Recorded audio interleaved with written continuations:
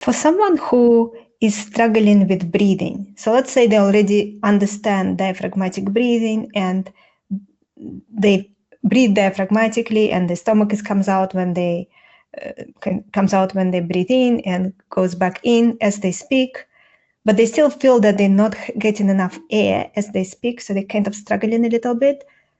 Do you have any advice for them for a situation like that? Yeah.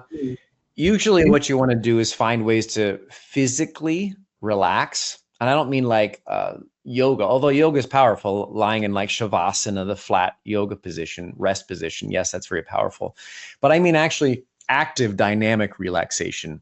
So usually that is something that people like to do physically. So if you enjoy dancing, if you enjoy some sort of sports or athletics, anything you can do to physically free up all that holding and tension that you're likely doing is really powerful. And here's why. Your body knows how to breathe. It's the first thing you did when you came into the world. A huge breath in and let out a giant scream that, you were not too happy to to be outside the warmth of the womb. You know how to breathe. Your body knows how to breathe. But we accrue, to your point earlier, just through life, through our families, our history, all sorts of things, we accrue a bunch of bad habits that sometimes really corrupt how we breathe. So you have to reset that a little bit. And often people can reset it really quickly just by finding some sort of dynamic relaxation in activity.